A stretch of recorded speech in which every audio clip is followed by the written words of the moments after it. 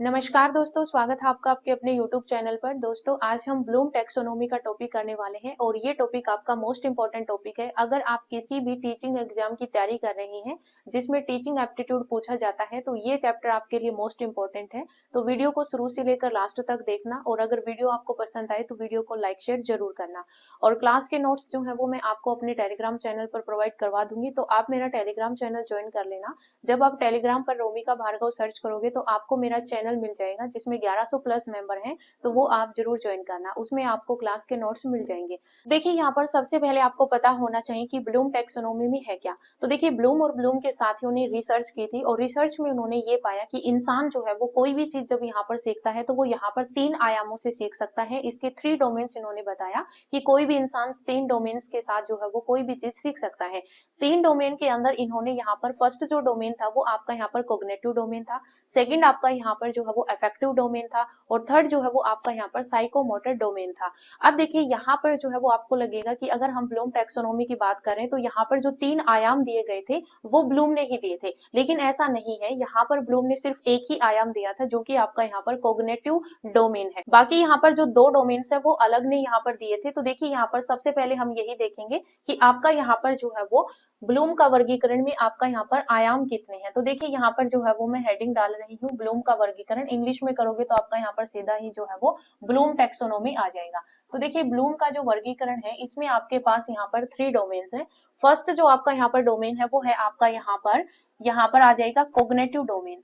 Cognitive domain, ठीक है, cognitive domain. इसको अगर हम यहाँ पर हिंदी में देखें तो हिंदी में आपका यहाँ पर ये हो जाएगा संज्ञानात्मक आयाम। ठीक है, संज्ञानात्मक आयाम। क्लियर है। उसके बाद यहाँ पर सेकंड पॉइंट जो है वो है आपका यहाँ पर भावात्मक। सेकंड जो है वो आपका यहाँ पर आ जाएगा भावात्मक, जिसको इंग्लिश में आप क्या बोलोगे, इफेक्टिव डोमेन। ठीक है, इफेक्टिव डोमेन हिंदी में आपका ये हो जाएगा भावात्मक आयाम।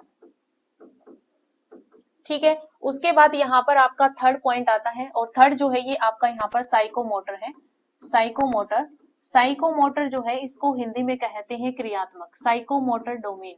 तो जो साइकोमोटर डोमेन है इसको हिंदी में क्या बोलते हैं, क्रियात्मक आयाम। क्रियात्मक या फिर आप इसको गत्यात्मक भी बोल सकते हो। तो क्रियात्मक आयाम ये आपका यहाँ पर थर्ड डोमेन होता है। क्लियर है। तो यहाँ पर जो है वो ब्लूम और ब्लूम के साथियों ने यही बताया कि इंसान जो कुछ भी सीख सकता है वो यहाँ पर 3 आयामों के तहत सीख सकता है। कोग्निटिव डोमेन उन्होंने बताया, उसके बाद इन्होंने अफेक्टिव डोमेन बताया और थर्ड इन्होंने साइकोमोटर डोमेन बताया। अब देखिए, सबसे पहले जो है, देखिए यहाँ पर जो है वो सबसे पहले आपका कोग्निटिव डोमेन है। तो ये दिया कब गया, तो ये जो है वो 1956 में जो है वो आपका यहाँ पर कोग्निटिव डोमेन दिया गया था। और ये दिया किसने था, तो ये जो है वो बेंजामिन ब्लूम, इनका पूरा नाम क्या था, बेंजामिन ब्लूम और एंडरसन। ठीक है, बेंजामिन ब्लूम और एंडरसन ने जो है ये दिया था। बेंजामिन ब्लूम ने 1956 में ये दिया था और यहाँ पर इसको रिवाइज किया गया था 2001 में। और रिवाइज किसने किया था, रिवाइज जो है वो एंडरसन ने किया था। ठीक है। तो ये जो है वो आपको यहाँ पर ध्यान रखना है कि जो संज्ञानात्मक आयाम है ये सबसे पहले आपका यहाँ पर 1956 में दिया गया था, बेंजामिन ब्लूम ने दिया था। और इन्होंने जो टर्म्स दी थी उनको यहाँ पर रिवाइज किया गया था 2001 में। और रिवाइज किसने किया था, तो रिवाइज आपके एंडरसन ने किया था। ठीक है।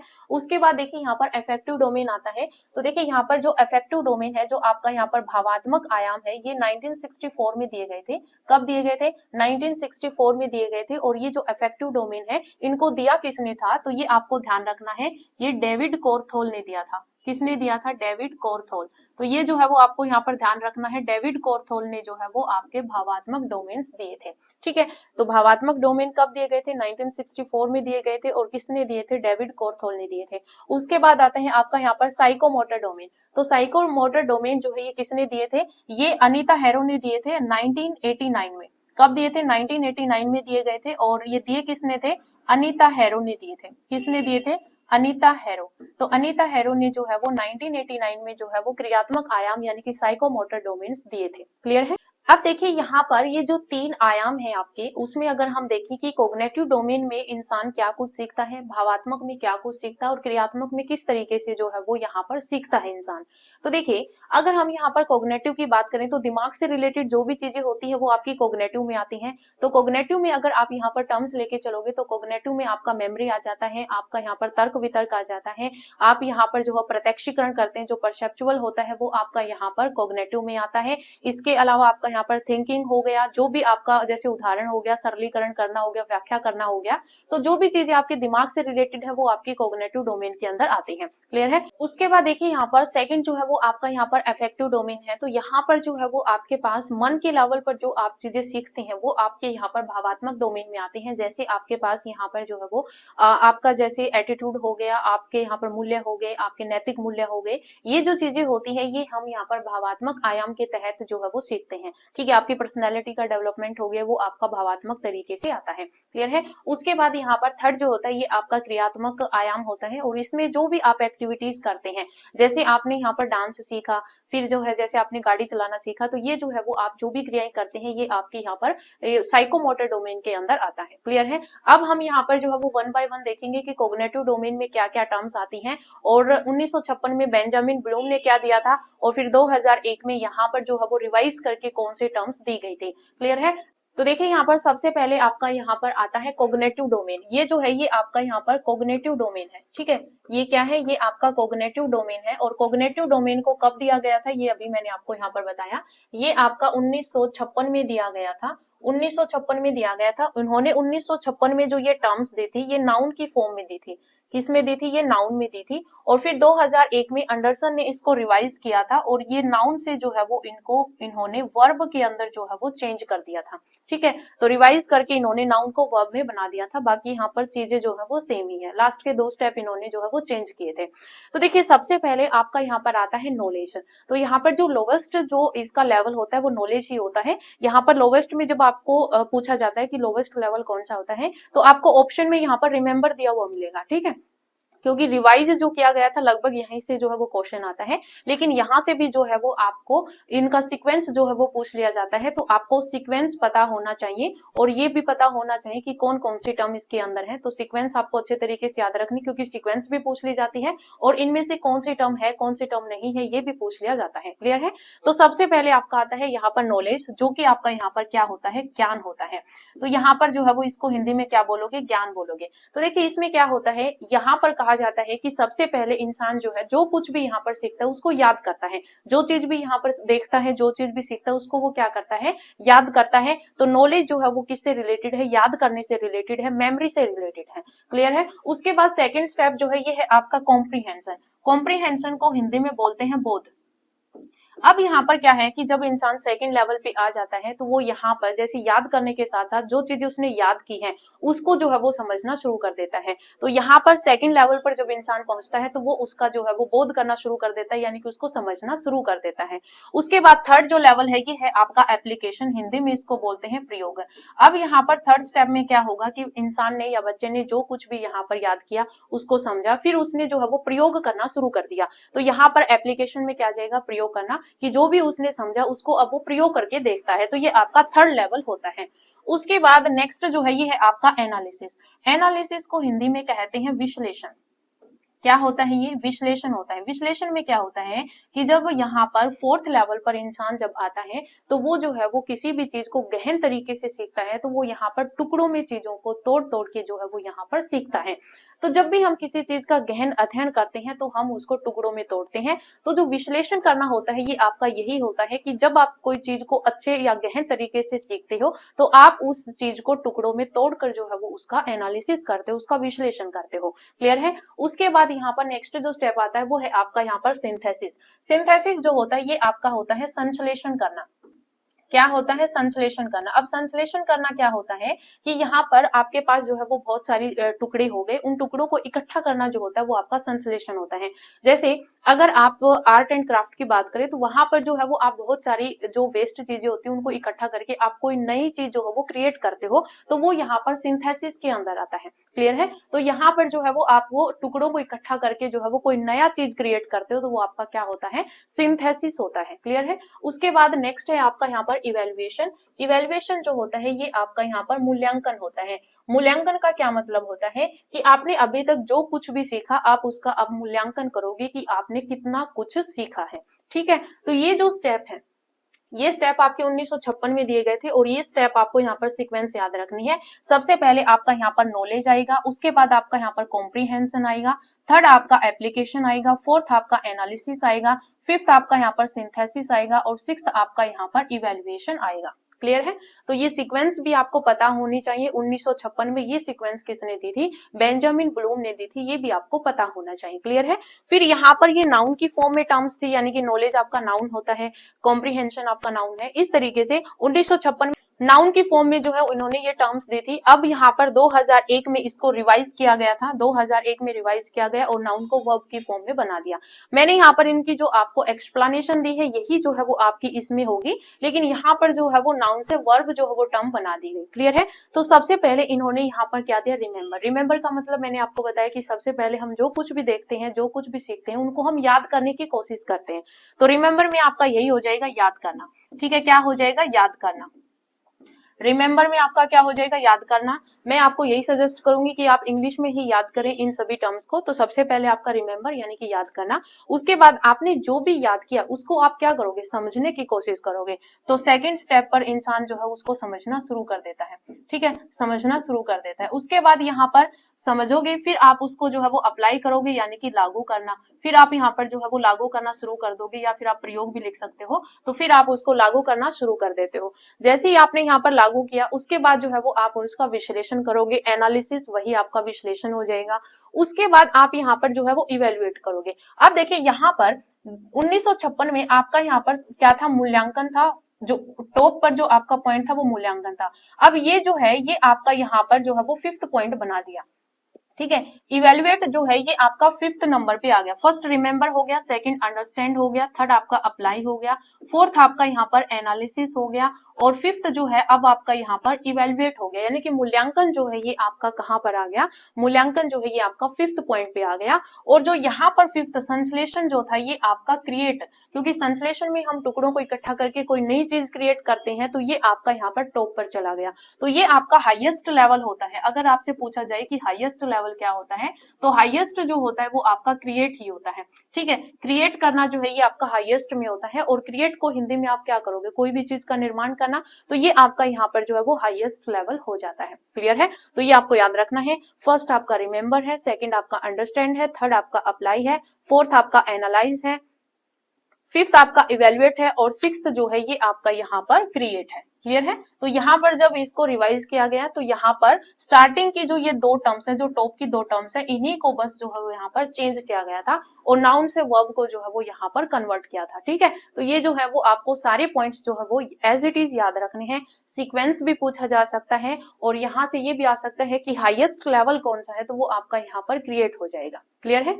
उसके बाद देखिए यहाँ पर नेक्स्ट जो है वो आपका यहाँ पर आता है अफेक्टिव डोमेन। अफेक्टिव डोमेन मैंने आपको बताया था ये कब दिया गया था? ये 1964 में दिया गया था। और किसने दिया था? ये डेविड कोर्थोल ने दिया था। किसने दिया था? डेविड कोर्थोल ने जो है ये आपका दिया था। ठीक है? ये आपको याद रखना है। डेविड कोर्थोल ने जो है वो इफेक्टिव डोमेन्स दिए थे। अब देखिए इफेक्टिव डोमेन्स में क्या होते हैं? इफेक्टिव डोमेन्स में आपके जैसे भावात्मक डोमेन, हिंदी में इसको क्या कहते हैं? भावात्मक डोमेन बोलते हैं, भावात्मक आयाम बोलते हैं। तो अब देखिए यहाँ पर जो है वो आप भावात्मक तरीके से, यानी कि आप अपने मन के लेवल पर क्या चीज सीखते हैं। तो मन के लेवल पर जब आप यहाँ पर कोई चीज, मान लीजिए आप इन्वायरमेंट से रिलेटेड कर लीजिए, तो इन्वायरमेंट में आप कोई भी चीज देखते हो, कोई भी चीज आप देखते हो तो उसको आप सबसे पहले क्या करोगे? ग्रहण करोगे। क्या करोगे? ग्रहण करोगे। यानी कि जो भी चीज आपको अच्छी लगी उसको आप यहाँ पर ग्रहण करोगे, यानी कि रिसीव करोगे। तो पहला जो लेवल होता है इसमें वो आपका यहाँ पर रिसीविंग होता है। क्या होता है? रिसीविंग होता है। रिसीविंग होता है जिसको हम हिंदी में क्या बोलेंगे? ग्रहण करना। क्या होगा? ग्रहण करना। ठीक है, फर्स्ट लेवल आपका क्या हो गया, ग्रहण करना। यानी कि आपने जो चीज भी देखी, जो चीज आपको अच्छी लगी, आपने उसको जो है वो क्या किया, ग्रहण किया, आपने उसको रिसीव किया।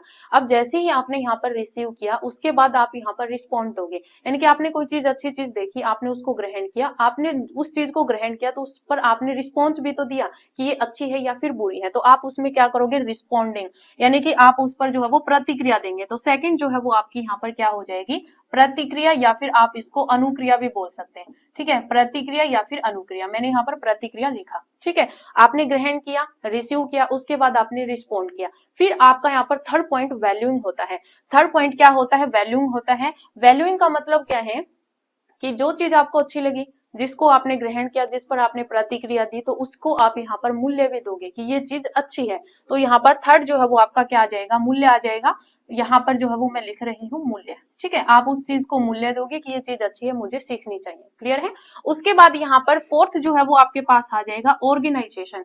ऑर्गेनाइजेशन का हिंदी में मीनिंग होता है संगठन। क्या होता है, संगठन। अब संगठन का मतलब क्या है कि आपने सभी सारी अच्छी अच्छी चीजों को जो है वो इकट्ठा करना शुरू कर दिया। आप अपनी लाइफ में उसको जो है वो फॉलो करोगे, तो सभी अच्छी चीजों को आप यहाँ पर जो है वो उनका संगठन करना शुरू कर दोगे कि मुझे ये चीज सीखनी है, ये चीज सीखनी है, तो सभी का संगठन करना क्या होता है, ऑर्गेनाइजेशन होता है। क्लियर है। उसके बाद आपके पास आता है फिफ्थ स्टेप, जो कि आपका करेक्टराइजेशन होता है। ठीक है, करेक्टराइजेशन का मतलब क्या होता है कि जो चीज भी आपने यहाँ पर सीखी, सीखने के बाद आपने रिस्पॉन्स किया, उसको मूल्य किया, आपने उसको यहाँ पर संगठन किया, फिर वो आपके चरित्र का एक हिस्सा बन जाता है। ठीक है, तो यहाँ पर आपका क्या हो जाएगा, लास्ट में चरित्र हो जाएगा। और यहाँ पर जो आपका इफेक्टिव डोमेन होता है, इसमें आपका जो हाईएस्ट लेवल होगा वो आपका करेक्टराइजेशन ही होगा। क्लियर है। तो देखिए यहाँ पर जैसे अगर मैं बिल्कुल सिंपल वे में बताऊं, तो जैसे अगर आपको किसी की ड्रेसिंग सेंस अच्छी लग रही है, तो आप पहले उसको देखोगे, फिर आप बोलोगे कि वाह इसकी ड्रेसिंग सेंस कितनी अच्छी है, फिर आप उस चीज को मूल्य दोगे कि ये चीज जो अच्छी है वो मुझे भी करनी चाहिए, फिर आप उसको जो है वो संगठन का मतलब है कि ऐसी चीजों को आप इकट्ठा करोगे, और फिर जो है वो आप अपने चरित्र में उस ड्रेसिंग सेंस को लेके आओगे। क्लियर है। तो इस तरीके से आप यहाँ पर भावात्मक तरीके से जो है वो चीजों को सीखते हैं। क्लियर है। उसके बाद देखिए यहाँ पर नेक्स्ट जो है वो आपका यहाँ पर आता है साइकोमोटर डोमेन। तो साइकोमोटर डोमेन ये आपका थर्ड डोमेन है, जो कि आपका यहाँ पर क्या है, psychomotor. Psychomotor psychomotor domain. Psychomotor domain कब दिया गया था, ये आपका 1989 में दिया गया था। दिया किसने था, ये आपका अनीता हैरो ने दिया था। किसने दिया था, अनीता हैरो ने दिया था। तो ये जो चीजें हैं वो आपको यहाँ पर नोट करनी है। क्लियर है। अब देखिए साइकोमोटर डोमेन जो होता है, इसका मतलब होता है कि आप यहाँ पर जो भी एक्टिविटी करते हैं वो आपकी साइकोमोटर डोमेन में आती है। फॉर एग्जाम्पल मान लीजिए आप जो है वो डांस सीख रहे हैं, तो डांस सीख रहे हो तो आप अपनी डांस क्लास में गए, वहां पर टीचर ने जो कुछ भी आपको यहाँ पर बताया कि ये स्टेप आपको करना है, तो आप सबसे पहले क्या करोगे, टीचर ने जो स्टेप बताया उसकी नकल करोगे। ठीक है, क्या करोगे, नकल करोगे। तो आपका यहाँ पर साइकोमोटर में सबसे पहले आपका आता है इमिटेशन, जिसका मतलब होता है नकल करना या फिर अनुकरण करना। तो यहाँ पर साइकोमोटर डोमेन में फर्स्ट जो आपका होता है, साइकोमोटर डोमेन में जो फर्स्ट आपका स्टेप होता है वो होता है आपका यहाँ पर इमिटेशन, यानी कि अनुकरण। क्या होता है, अनुकरण या फिर नकल करना। ठीक है, तो सबसे पहले आप यहाँ पर क्या करोगे, अनुकरण करोगे। ठीक है, उसके बाद सेकंड पॉइंट आता है आपका यहाँ पर मैनिपुलेशन। मैनिपुलेशन का मतलब क्या होता है कि टीचर ने जो स्टेप बताया उसको आप मेमोराइज करोगे और फिर आप उसको खुद से करने की कोशिश करोगे, तो उसको मैनिपुलेशन कहते हैं। ठीक है, तो सेकंड आपका होता है मैनिपुलेशन, जिसको आप हिंदी में परिचालन भी बोल सकते हो। आप उसको खुद से करने की कोशिश करोगे। ठीक है, उसके बाद थर्ड जो पॉइंट होता है वो आपका होता है प्रीसीजन। प्रीसीजन का मतलब क्या होता है कि आपने जो चीज यहाँ पर मेमोराइज करके जिसको खुद से करने की कोशिश की, अब आप उसमें शुद्धता लेके आओगे कि जो स्टेप आपका गलत हो रहा है उसको आप बहुत अच्छे तरीके से करने की कोशिश करोगे। जो चीज आप सीख रहे हो अनुकरण से, फिर खुद से करके सीखा, फिर आपने उसमें जो है वो शुद्धता लेके आई कि मुझे ये स्टेप इस तरीके से करना है। ठीक है, तो ये आपका प्रीसीजन होता है। थर्ड जो आपका स्टेप होता है ये आपका प्री सीजन होता है। इसका एग्जैक्ट मीनिंग कुछ और होता है, लेकिन मैं आपको यहाँ पर शुद्धता ही बता रही हूँ, आप इंग्लिश में याद रखिएगा प्री सीजन। तो यहाँ पर जो है वो आपने जो भी स्टेप यहाँ पर सीखा, खुद से करके देखा, उसमें जो है वो आप यहाँ पर शुद्धता लेके आ रहे हो कि मुझे ये स्टेप इस तरीके से करना है। क्लियर है। उसके बाद नेक्स्ट जो होता है वो आपके पास पॉइंट होता है आर्टिकुलेशन। तो फोर्थ जो पॉइंट है ये है आपका यहाँ पर आर्टिकुलेशन। आर्टिकुलेशन क्या होता है कि अब यहाँ पर आपने कॉन्सेप्ट बना लिया कि ये स्टेप आपको इस तरीके से करना है, आपने यहाँ पर उसको व्यवहार में बना लिया, अपने व्यवहार में ले आए, तो वो आपका आर्टिकुलेशन होता है। ठीक है, तो आपने यहाँ पर कॉन्सेप्ट बनाया कि ये जो आपका यहाँ पर स्टेप है मुझे इस तरीके से करना, उसका एक कॉन्सेप्ट आपने अपने दिमाग में बना लिया और उसको आप अपने व्यवहार में ले आए, तो ये आपका आर्टिकुलेशन होता है। ठीक है, क्या होता है? आर्टिकुलेशन होता है। इंग्लिश में याद रखना, आर्टिकुलेशन जब आप कोई चीज का कॉन्सेप्ट बना लेते हो कि मुझे इस तरीके से जो है ये स्टेप्स करने हैं।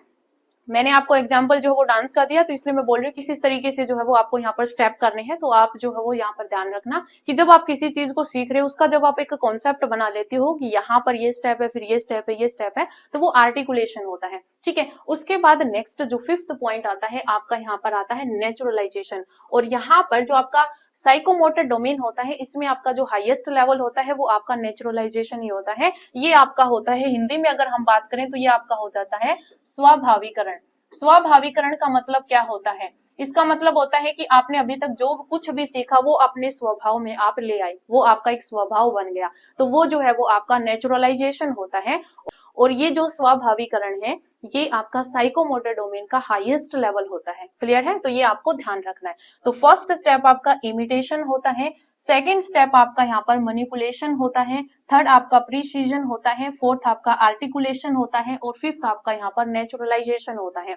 स्टेप भी आपको एज इट इज याद रखने हैं। पहला आपका इमिटेशन, सेकेंड मैनिपुलेशन, प्रिसीजन, फिर आपका यहाँ पर आर्टिकुलेशन और फिर आपका यहाँ पर नेचुरलाइजेशन। तो ये आपको स्टेप भी याद रखने हैं और टर्म्स जो है ये आपकी साइकोमोटर डोमेन में आती है, तो ये आपको सारी चीजें याद रखनी है। क्लियर है?